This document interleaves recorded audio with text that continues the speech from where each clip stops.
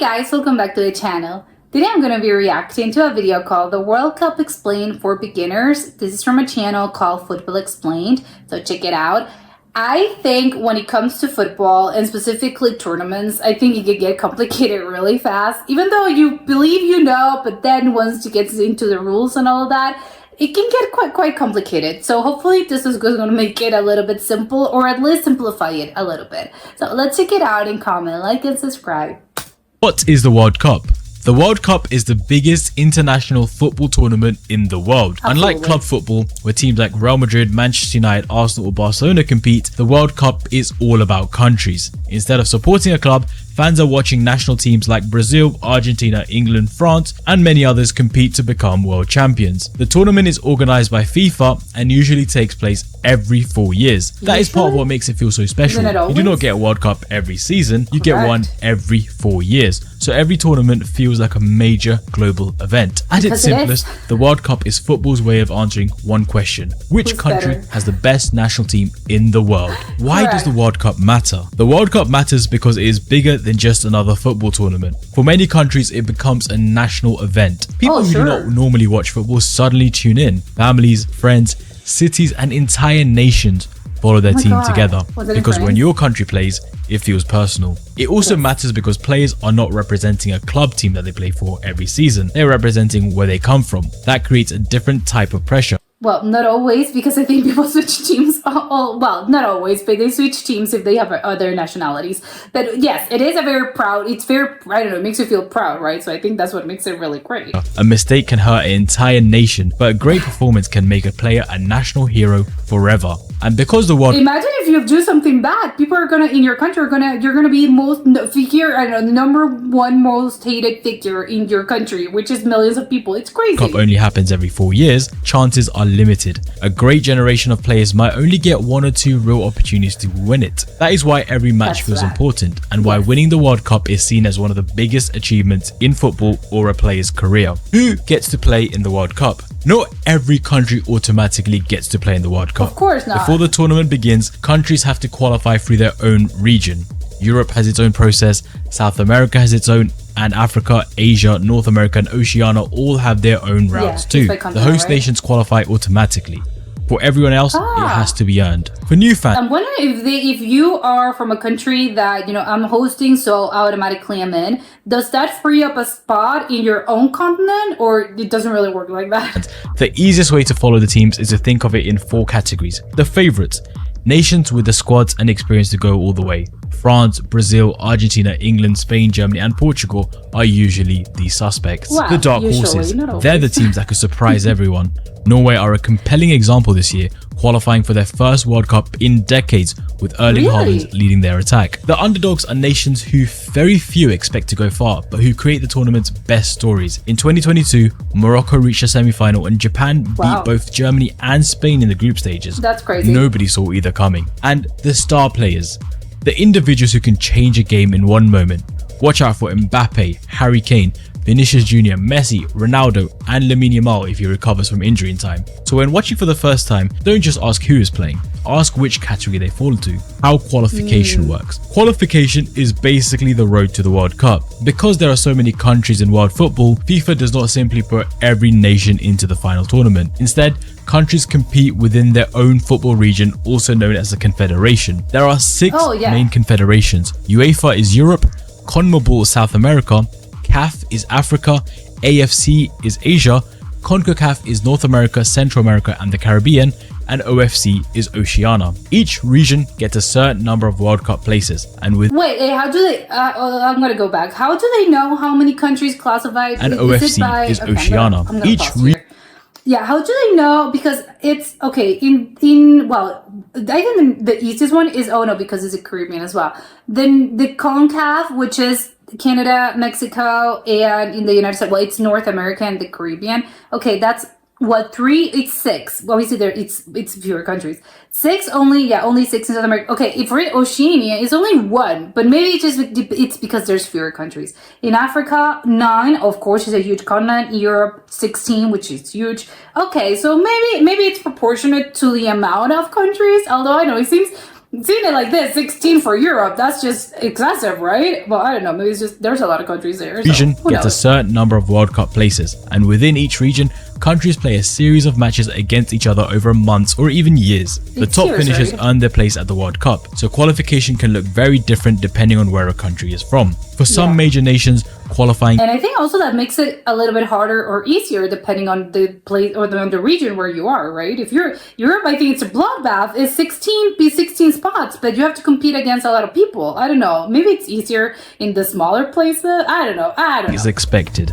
For others, simply reaching the World Cup is a historic achievement. And for Of the 2026 World Cup, this matters even more because the tournament has expanded from 32 teams initially to 48 teams, meaning more countries than ever will get the chance to play on the biggest stage in football. How the World Cup draw works. Once the teams have qualified, they are placed into the World Cup draw.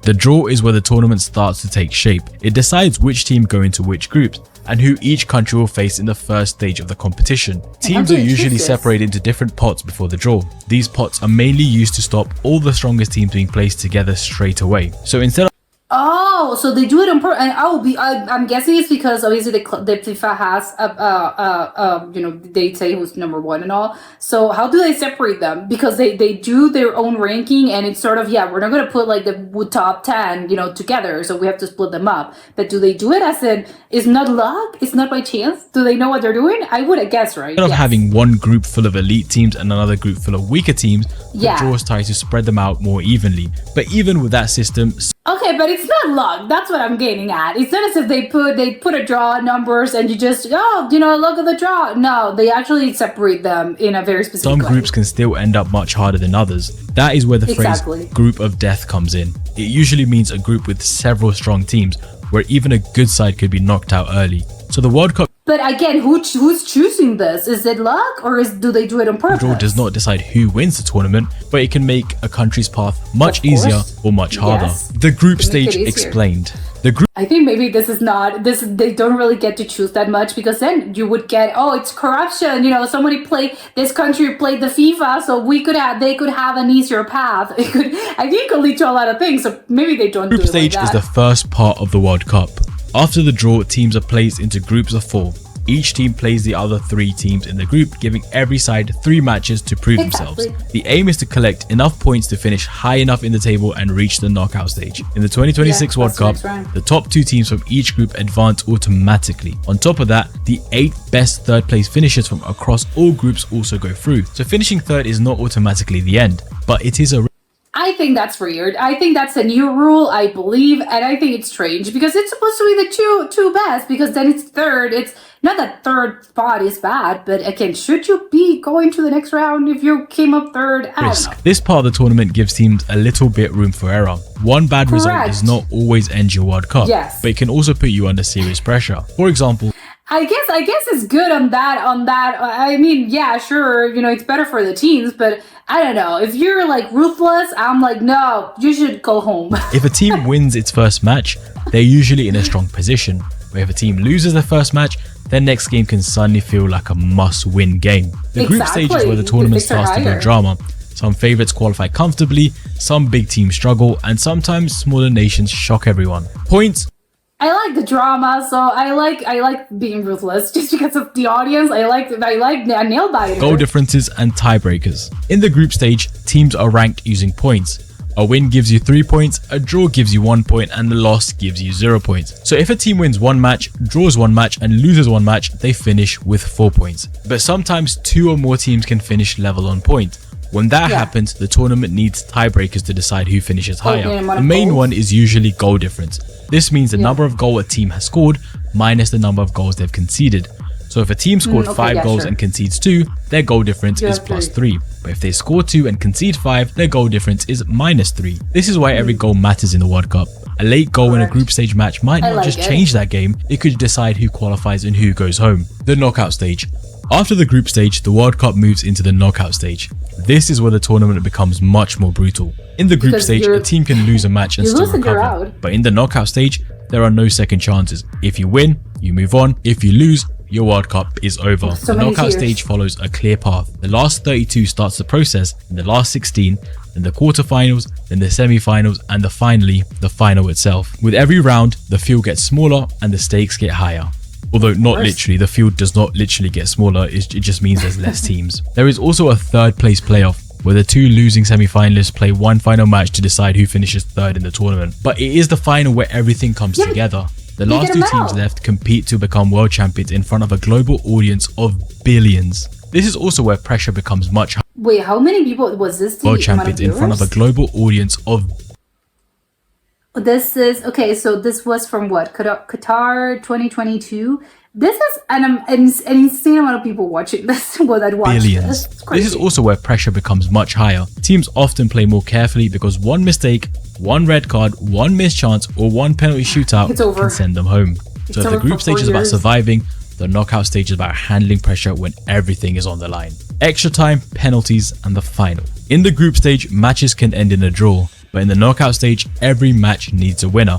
So if a Of knockout course. game is level after 90 minutes, it goes to extra time. Extra time, as we've explained in previous videos, is 30 more minutes of football, split into two halves of 15 minutes. If one team is winning after extra time, they go through. But if the match is still level after extra time, it goes to a penalty shootout. In a penalty shootout, each team takes turns sending individual players to take a shot from the penalty spot, one-on-one against the It's goalkeeper. awful. Each side starts with 5 attempts. The team that scores the most wins. If it is still It's level 5. after 5 each, it continues one penalty at a time until one team misses and the other team that scores. happened? This is No, one I of the think most it has happened. dramatic moments in football, and it was also how the World Cup ended in 2022. Entire tournaments can it. come down to one player, one shot, and one goalkeeper guessing the right the amount way. of pressure, it's Eventually, crazy. the knockout stage leads to the final, the last match of the tournament, where the last two teams standing compete in front of a global audience of billions.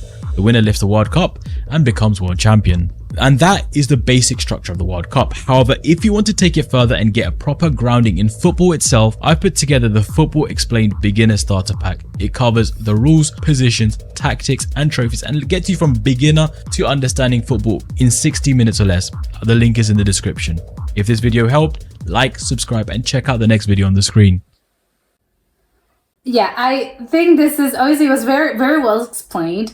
I think there are still I have some questions about this. Again, I already mentioned it, but specifically I think it's in how the group selection works.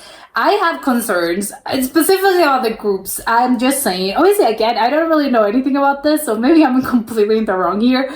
But I don't really know if I get why they do this, right? They have to separate stuff and they have to separate teams depending on where they are regionally. But I think that makes you, I don't know, sometimes it's an advantage, sometimes it's a disadvantage. Because sometimes maybe what happens if you are, you know, if you're in your region, you're competing against like the top of the top and you really, and you have it a little bit, you know, you have it harder than maybe someone that regionally, because they're simply located in the different sort of selections, you know, the different organizations that this is the one that I'm a part of, because again, this is where the country is located.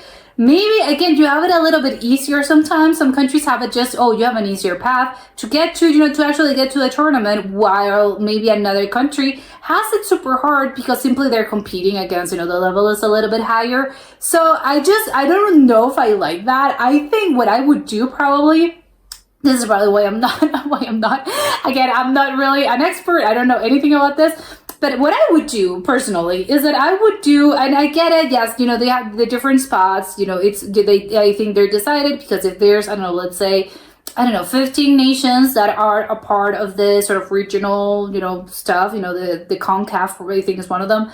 For instance, you have 15 countries that are part of the CONCACAF. And so we say, let's say, you know, it's 15, maybe 8 classify. Let's put it like that. I don't really know what's the proportion like, but I would expect everything sort of similar as in, I don't know, statistically, they say it's, you know, 10% of the countries or the nations that are part of this are the ones that are going to move ahead. Obviously, it wasn't 10%. I said it was what, 40 or 50, whatever it is. But I would expect that the number for each, you know, that all the spots that people, that the nations, that the continent has, it's proportionate to the others. Obviously, it's not going to be the same because some continents are bigger than others. So yes, of course, you know, in the case of Europe, it's 16 spots apparently, but of course, you're not going to have that in, I don't know, in North America, simply because there aren't any. Okay, so everyone classifies if you have 16 spots. No, I get it. that I would expect everything to be sort of, yeah, it's 2%, it's 10%, 50%, whatever it is. Everything's proportionate, so great. Okay, I like that.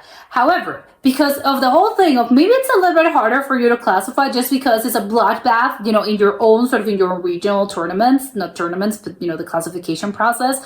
What I would do if I were president is that I would say, okay, let's go maybe 1 or 2 spots that are left, out, depending if it's a very small continent, maybe it's just 1 or maybe 2. And if it's a bigger one, let's say 2 or 3.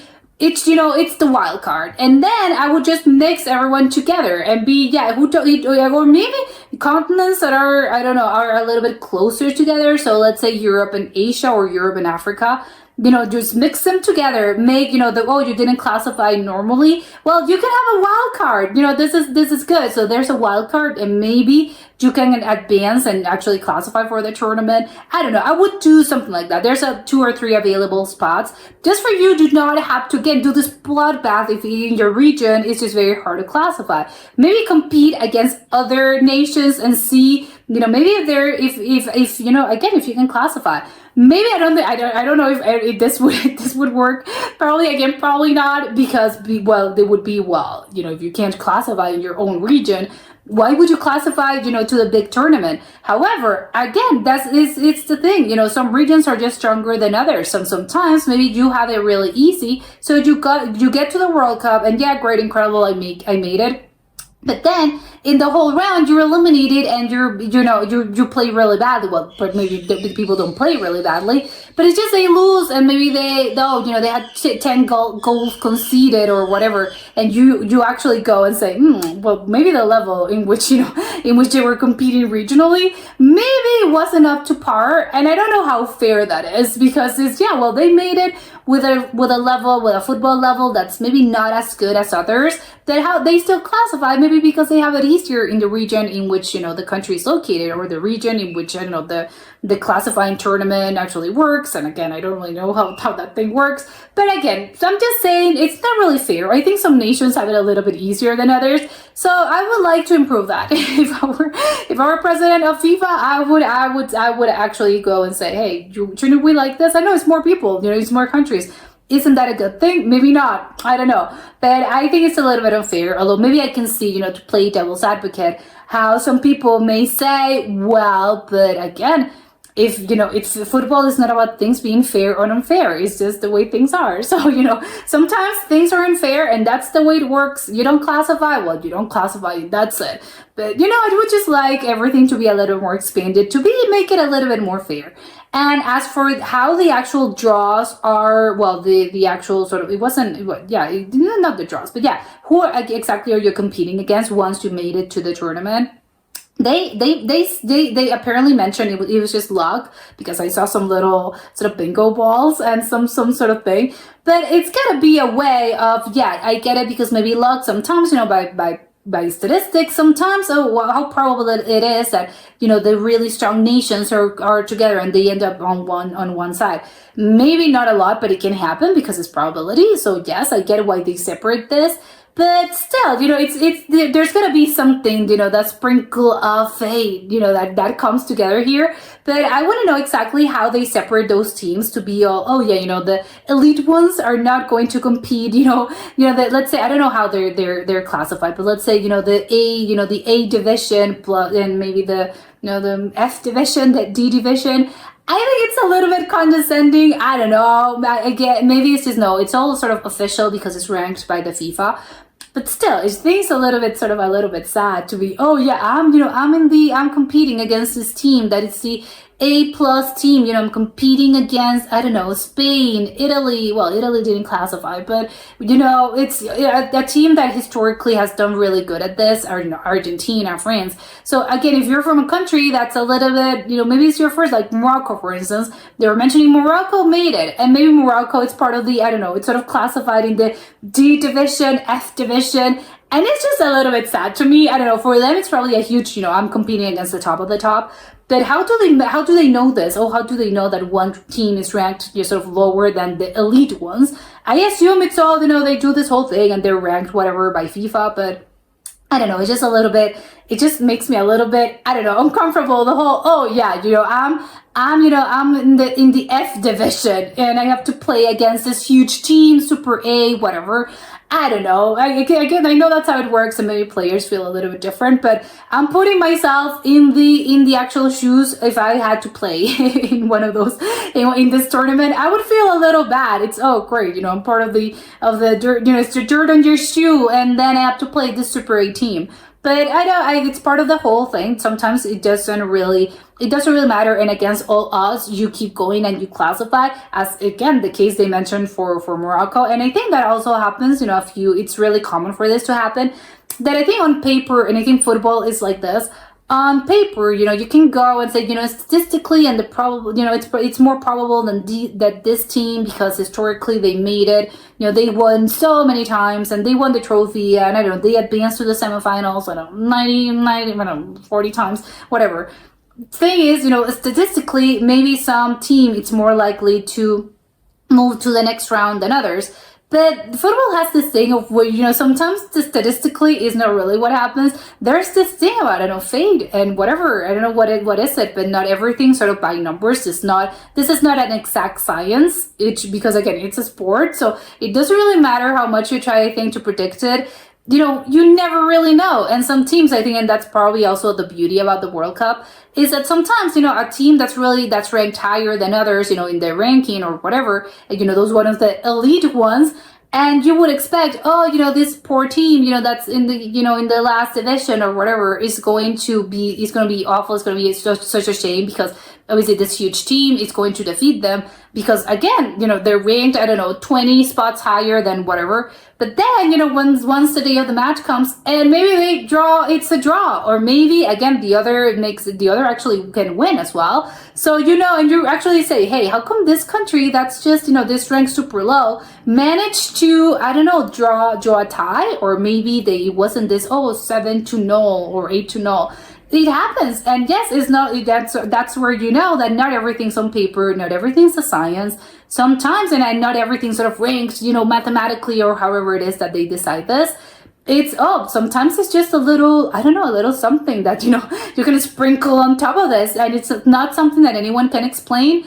It's just I think that's probably where the whole mental part of the players and of the whole match comes in play, because it's something that you can't really explain. You can't explain by skill, you can't explain by chance, by statistics alone. No, sometimes it happens. Sometimes people are having an off day and they play a little bit badly. Maybe they're not feeling that confident, and maybe they can have, you have the greatest, the top players in the world. So how come we beat you and we're, a team from the D division? Nobody knows. It's sort of, I don't know either, but sometimes it happens. And again, that's the beauty about the World Cup. It doesn't really necessarily go so you would expect, just because you think, this huge country, of course they're going to beat the smaller team. Not always. And I think that's what's beautiful about this. But that was it for today, and I'll see you next time. Bye.